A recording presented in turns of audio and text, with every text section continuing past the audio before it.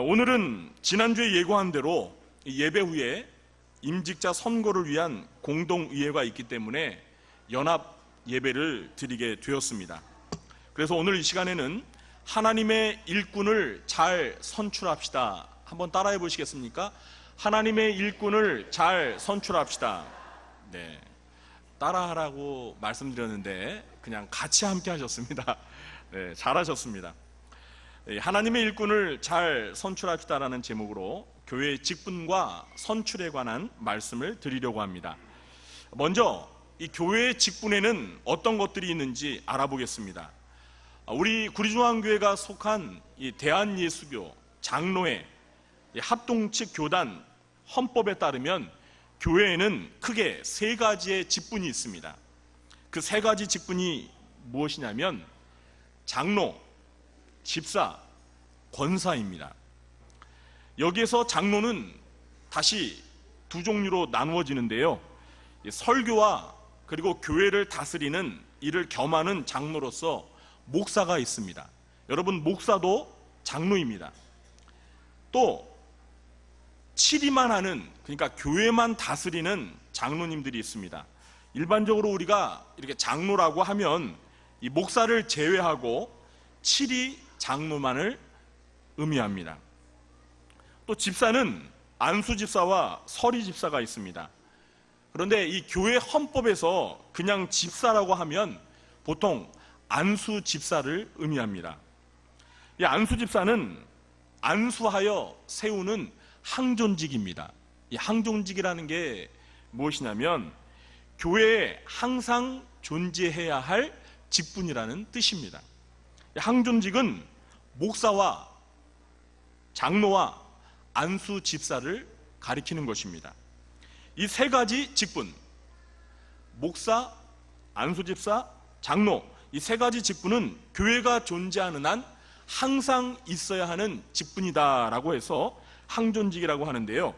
이 항존직의 공통점은 이 직분자를 세울 때 반드시 안수를 해서 세운다는 것입니다. 목사를 세울 때도 안수해서 세우고 장로와 안수 집사를 세울 때도 안수해서 세운다는 공통점이 있습니다. 집사 중에 서리 집사는 안수 없이 1년마다 당회가 임명하여 세우는 직분입니다.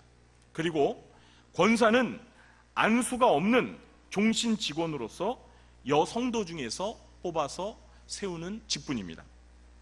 이렇게 우리 장로교회 안에는 크게 장로, 집사, 권사라는 직분이 있다는 것을 잘 기억해 주시기 바랍니다.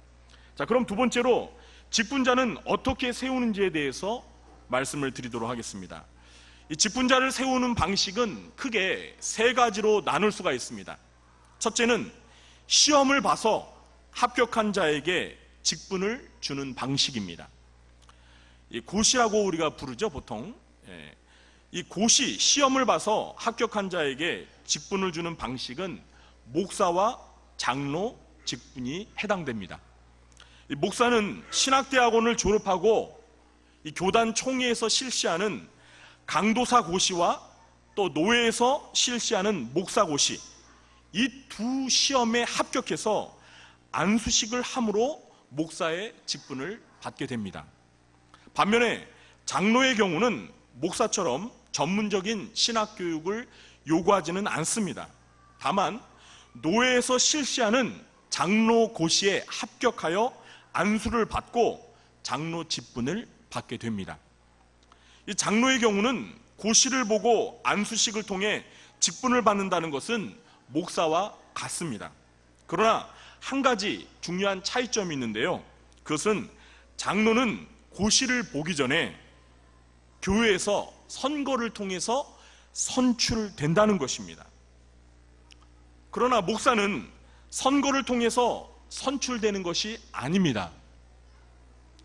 목사는 하나님으로부터 목회자로서 소명을 받아서 되는 것이지 선거를 통해서 선출되는 직분이 아니라는 것입니다. 그래서 이 신학대학원에 입학할 때 이 면접에서 아주 중요하게 물어보는 질문이 있는데요.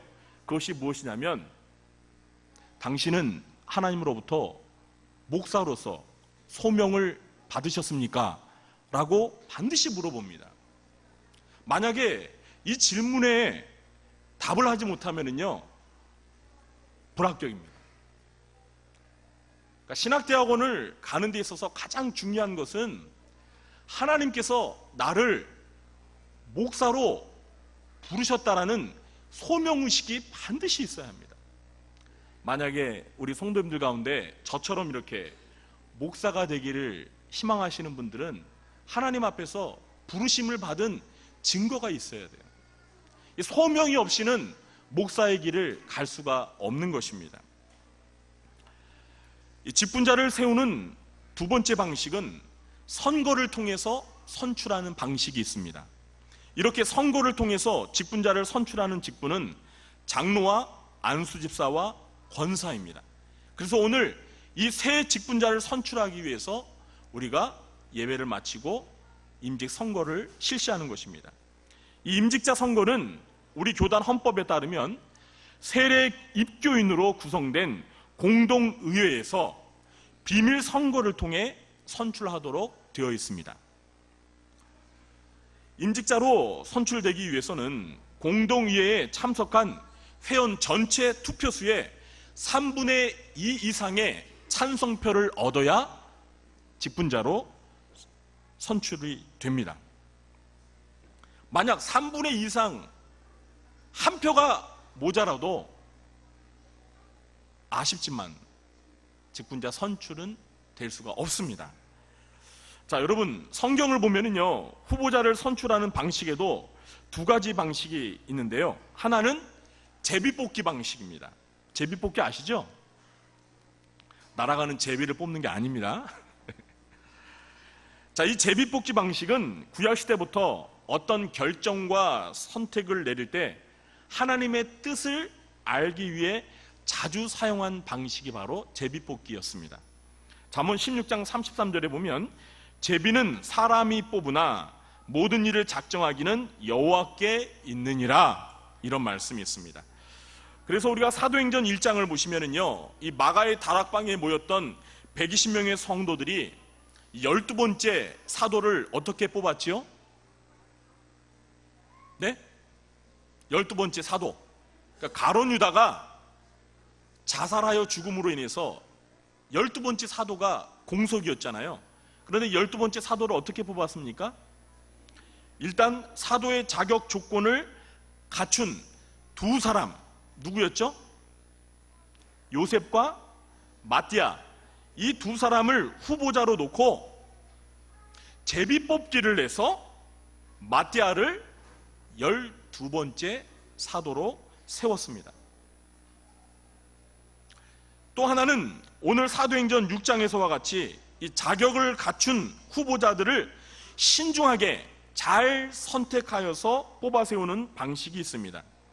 이 방식은 교회 구성원들인 회중들의 의사가 적극적으로 반영된다는 점에서 민주적인 방식입니다. 오늘 우리가 실시하는 선거가 그나마 이 두 번째 방식을 닮았다고 말할 수 있습니다. 우리는 오늘 제비 뽑아서 임직자를 선출하지 않습니다. 우리는 자격을 갖춘 후보자들을 놓고 우리가 뽑고자 하는 인원수만큼 우리 성도님들이, 공동의회에 참여하는 회원들이 잘 보고 자격에 합당하다고 하는 일꾼을 선거를 통해서 뽑는 것입니다. 이거는 대단히 성숙한 선거 방식입니다. 제비뽑기는 우리의 의사가 전혀 반영되는 것이 아닙니다. 우리는 그냥 제비만 뽑습니다. 물론 그 제비 뽑는 과정에 하나님의 뜻이 드러나지만 우리의 의사는 전혀 반영이 되는 것이 아닙니다. 그러나 이제 하나님께서는 과거의 제비 뽑는 방식에서 이제는 신약시대에 와서 우리가 영적으로 더 성숙하기 때문에 어떤 직분에 합당한 자격을 갖춘 사람을 우리가 이성으로 잘 생각하고 판단해서 우리가 선출하는 이런 방식으로 교회의 직분을 세우는 그러한 것을 알 수 있습니다. 우리가 디모데전서나 디모데후서, 디도서 이런 목회 서신을 보면 감독이나 장로죠, 그리고 집사들을 선출할 때 그 자격 조건을 일일이 잘 언급하고 있죠. 그것이 무엇입니까? 이런 자격을 해당되는 사람을 장로로, 감독으로, 그러니까 목사로 또는 집사로 그렇게 뽑아서 세우라는 것입니다. 그래서 우리는 오늘 제비뽑기 방식이 아니라 선거를 통해서 선출을 하는 것입니다. 직분자를 세우는 마지막 세 번째 방식은 임명하여서 세우는 방식이 있습니다. 이렇게 임명하여 세우는 경우는 서리집사와 명예권사 직분이 해당됩니다.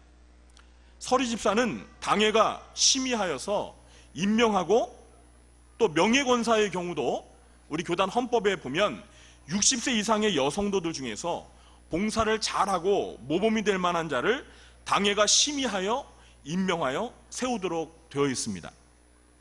일반적으로 우리 성도님들이 가지고 계신 편견 중에 하나는 이 명예권사는 시무권사처럼 선거를 통해 선출을 하지 않고 당회가 임명하여 세웠다고 해서 명예권사는 시무권사보다 좀 못한 것으로 생각을 하는 경향이 있습니다. 그러나 이것은 결코 옳은 생각이 아닙니다. 이건 잘못된 생각입니다. 여러분, 박사학위 중에서요, 명예박사학위가 있습니다. 들어보셨죠? 어떤 사람이 명예박사학위를 받았다, 이런 뉴스를 아마 여러분 들으실 텐데요. 이 명예박사학위는 학문을 연구하고 또 논문을 써서 학적으로 인정을 받아 받는 학위가 아닙니다. 어떤 사람이 비록 학문을 연구하지는 않았지만 그 분야에서 전문가 이상의 큰 기여와 업적과 공헌을 남겼다고 판단하면 대학에서 그 사람에게 명예박사 학위를 수여합니다. 이 대학들마다 명예박사 학위는요, 아무에게나 주지 않습니다. 대학에서 명예박사 학위는요, 정말 1년에 한 명 줄까 말까예요. 함부로 남발하는 학위가 아니에요. 소수의 사람들에게 신중하게 선택해서 사회가 그 사람의 업적을 인정하고 전문가 이상의 그런 자격을 갖추었다고 판단될 때 대학에서 명예박사 학위를 수여하는 것입니다. 그렇기 때문에 누군가가 명예박사 학위를 받았다는 것은 대단히 명예롭고 자랑스러운 일입니다. 이 명예권사도 역시 마찬가지입니다. 비록 선거를 통해서 권사로 선출이 되지 않았지만 당회가 볼 때 정말 모든 성도들에게 신앙의 모범이 될 만한 분이라고 인정을 했기 때문에 명예권사 직분을 주는 것입니다.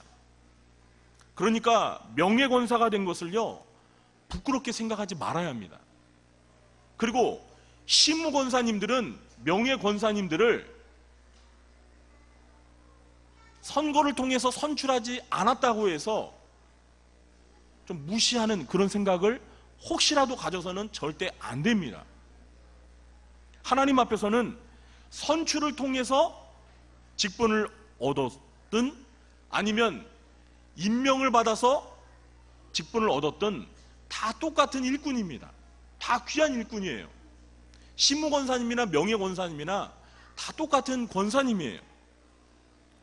그러므로 명예권사가 되었다고 해서 부끄러워하지 말고 기죽지 말고요, 오히려 매우 명예롭게 여기고 감사하면서 더욱 모범이 되어 봉사를 열심히 해야 하는 것입니다. 우리가 이번 선거에서는 명예권사님을 뽑지 않습니다. 이것은 임명하는 거예요. 그래서 나중에 당회가 심의를 해서요, 60세 이상 되는 여성도님들 가운데 명예권사를 추대할 것입니다. 자, 그러면 직분자를 선출할 때 어떤 기준을 갖고 뽑아야 하는가에 대한 두 가지 지침을 말씀드리겠습니다. 이걸 잘 들으시고 이따 투표하실 때 잘 활용하시기 바랍니다. 자, 첫째로 신앙이 성숙하고 모범적이어서 사람들에게 칭찬 듣는 사람을 뽑아야 합니다. 오늘 말씀을 보시면 초대 예루살렘 교회가 7명의 안수 집사님을 뽑을 때 사도들이 제시한 자격 기준이 무엇이었죠? 3절에 보니까 형제들아 너희 가운데서 성령과 지혜가 충만하여 칭찬받는 사람 7을 택하라 했습니다. 그래서 5절을 보시면 온 무리가 이 말을 기뻐하여 믿음과 성령이 충만한 사람 7명을 택하여 사도들 앞에 세웠다라고 기록하고 있습니다. 자, 그러니까 종합해 보면 성령과 지혜와 믿음이 충만하여 칭찬을 받는 사람을 뽑아서 선출했다는 거예요. 성령과 지혜와 믿음이 충만하다고 할 때 이 충만이라는 단어는 모자람이나 부족함이 없이 다 채워진 상태를 의미하는 단어입니다. 그러므로 성령과 지혜와 믿음이 충만하다는 말은 그만큼 신앙이 성숙하고 온전하다는 의미입니다. 하나님 앞에 인정받을 만큼 신앙이 성숙한 사람이라는 거예요. 그뿐만이 아닙니다. 칭찬을 받는 사람을 선택해라 했습니다. 이 칭찬은 누구에게 받는 거예요? 교회 성도들에게 받는 겁니다. 그러니까 예루살렘 교회가 사도들의 말을 듣고 7명의 안수 집사님을 선택할 때 하나님께 인정받을 만큼 신앙이 성숙한 사람, 그리고 교회 성도들에게도 두루 칭찬을 듣는 사람을 뽑아서 세웠다라는 거예요. 우리 성도님들도 오늘 공동의회 때 직분자를 뽑을 때요, 이 기준을 가지고 뽑으시기 바랍니다. 저 사람은 나랑 친하다고 해서 뽑는 게 아니고요, 하나님 앞에 신앙이 성숙한 사람인지 또 모든 사람에게 칭찬을 듣는 사람인지를 잘 보시고 뽑으시기 바랍니다. 두 번째는요, 어떤 사람을 뽑아야 되느냐, 목회자를 도와 봉사를 열심히 잘할 사람을 뽑아야 합니다. 오늘 본문에서 사도들이 7명의 안수 집사님을 뽑으려고 했던 이유가 무엇이었죠? 3절과 4절 말씀을 제가 읽어보겠습니다. 형제들아 너희 가운데서 성령과 지혜가 충만하여 칭찬받는 사람 7을 택하라. 우리가 이 일을 그들에게 맡기고 우리는 오로지 기도하는 일과 말씀 사역에 힘쓰리라. 그렇습니다. 사도들이 일꾼을 뽑으려고 했던 이유는 자신들의 본연의 임무인 말씀 사역과 기도에 충실하기 위해서 교회의 구제와 접대 등 봉사의 일을 맡을 사람들이 필요했기 때문입니다. 다시 말해서 사도들을 도와서 봉사할 일꾼들을 뽑았던 것입니다. 여기서 말하는 사도들은 오늘날 이 교회에 적용한다면 목회자라고 할 수 있습니다. 목사라고 할 수 있습니다. 그러므로 장로와 안수집사와 권사의 직분은 담임 목사의 목회를 도와 하나님의 교회에서 봉사하는 직분입니다. 그러므로 평소에 목회자를 잘 도와 교회를 위해서 열심히 봉사하는 분들을 뽑아야 하는 것입니다. 임직선거는 하나님과 교회를 위해서 봉사할 일꾼을 선출하는 것입니다. 교회의 직분은 모두가 봉사직입니다. 명예직이 아닙니다. 명예권사님도 명예자가 들어간다고 해서 이 직분은 그냥 명예직이구나 이렇게 생각하시면 안 됩니다. 명예권사님도 봉사직이에요. 명예권사님들도 신무권사님처럼 열심히 교회를 위해서 봉사해야 합니다. 교회의 모든 직분은 다 봉사직입니다. 그렇기 때문에 우리가 선거를 할 때 열심히 봉사할 사람들을 뽑아야 되는 거예요. 초대 예루살렘 교회 7명의 집사들은 사도들을 도와서 열심히 봉사했습니다. 열심히 봉사했습니다. 여러분, 스데반 집사님 같은 경우는 돌에 맞아 순교하면서까지 헌신한 사람이에요.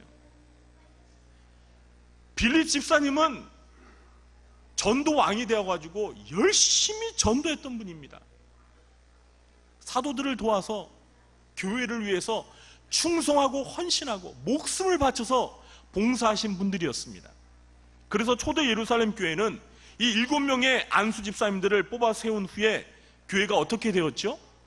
오늘 7절 말씀에 보니까 하나님의 말씀이 점점 왕성하여 예루살렘에 있는 제자의 수가 더 심히 어떻게 되고요? 많아지고 허다한 제사장의 무리도 이 도에 복종하니라. 이런 결과가 낳게 되었습니다. 다시 말해서 7명의 안수 집사님들을 잘 뽑아 세웠더니 교회가 그 전보다 더 어떻게 됐다는 거예요? 부흥하고 성장했다는 것입니다. 따라서 교회가 하나님의 일꾼들을 잘 뽑아 세우면 교회가 성장하고 부흥하게 되는 계기가 되는 것입니다. 저는 이번 임직선거를 통해 예루살렘 교회 7 집사님들과 같은 귀한 일꾼들이 선출되어서 우리 구리조항교회가 성장하고 부흥하게 되기를 주님의 이름으로 축원합니다. 이제 마지막으로 선거에 임하시는 우리 후보자 여러분들과 성도님들에게 2가지 당부의 말씀을 드리고 설교를 마치도록 하겠습니다. 첫 번째는 어떤 결과가 나와도 하나님의 뜻으로 알고 아멘하며 받아들이시기 바랍니다. 아멘? 두 번째는 후보자 여러분들은 비록 내가 선택이 안 되었더라도 시험에 들거나 낙심하지 마시기 바랍니다. 교회들마다 이 선거를 치르면 선거 후유증이라는 게 있습니다. 그래서 선거에서 떨어진 후보들 중에서 창피해서 교회를 못 다니겠다고 교회를 옮기시는 분들도 있습니다. 우리 구리조항교회는 그런 일이 없는데요, 다른 교회들에는 이런 일이 종종 있습니다. 물론 선거에서 떨어지면 실망스럽고 창피하고 기분이 안 좋은 게 사실입니다. 그러나 그렇다고 지나치게 낙심하거나 부정적인 생각에 사로잡히지 않도록 마음을 잘 추스리시기 바랍니다. 선거에서 뽑혔다고 해서 하나님이 더 사랑하시고 떨어졌다고 해서 덜 사랑하는 것이 결코 아닙니다. 또 뽑혔다고 해서 하나님이 그 사람은 더 사용하시고 떨어졌다고 해서 안 사용하시는 것도 결코 아닙니다. 단지 선거에서 뽑힌 사람들에게는 하나님께서 더 큰 책임과 사명을 부여하시는 것입니다. 사랑하는 성도 여러분, 사도행전 1장을 보시면 아까 말씀드렸다시피 12번째 사도를 뽑기 위해 요셉과 마띠아 2사람이 후보로 올라왔습니다. 그런데 제비뽑기를 통해서 누가 뽑혔죠? 마띠아가 뽑혔습니다. 우리는 이 성경을 읽으면서 마띠아는 사도가 되었으니까 얼마나 기분이 좋을까? 이런 생각을 할 수 있습니다. 반면에 요셉은 떨어졌으니까 얼마나 기분이 안 좋았을까? 이런 생각을 할 수 있습니다. 그러나 우리가 사도행전 1장을 읽어보면요, 사도행전에서는 이 2사람에 대해서 아무런 이야기가 없습니다. 제비뽑기를 해서 그냥 마띠아가 12번째 사도가 되었다, 이거로 그냥 끝나요. 다른 얘기가 없어요. 사도행전 전체를 통해서, 아니 신약 성경을 통해서 더 이상 마띠아나 요셉의 이름은 등장하지를 않아요. 여러분, 이게 뭘 의미하는 걸까요? 제 생각에는요, 2사람 모두 다 그 제비 뽑기 결과를 하나님의 뜻으로 알고 담담하게 받아들였다는 것입니다. 제 생각이 맞은 것 같습니까? 틀린 것 같습니까? 다시 말해서 2사람 모두 선거 결과에 크게 영향을 받지 않았다는 거예요. 제가 추측하기는 12번째 사도가 된 마띠아도 제비뽑기에 떨어진 요셉도 모두가 예전처럼 변함없이 충성했다고 저는 믿습니다. 그러므로 선거 결과에 상관없이 우리 후보자 여러분 모두, 그리고 우리 성도님들 모두가 열심히 주의 일에 충성하는 귀한 일꾼들이 되시길 주님의 이름으로 축원합니다. 성도님들께서는 피택된 분들에게는 앞으로 더 열심히 자라라고 축하해 주시고 또 뽑히지 않은 우리 후보자분들에게도 따뜻한 격려와 위로를 해주시기 바랍니다. 그래서 우리 구리조항교회는 선거가 끝나도 후유증이 전혀 없는 성숙하고 아름다운 교회가 되어서 온 성도들이 하나님의 나라를 위해서 열심히 봉사하고 충성하고 헌신해서 우리 모두가 다 우리의 주인 되신 하나님으로부터 착하고 충성된 종이라고 칭찬 듣게 되시길 주님의 이름으로 간절히 축원합니다. 기도하겠습니다. 하나님 아버지 감사합니다.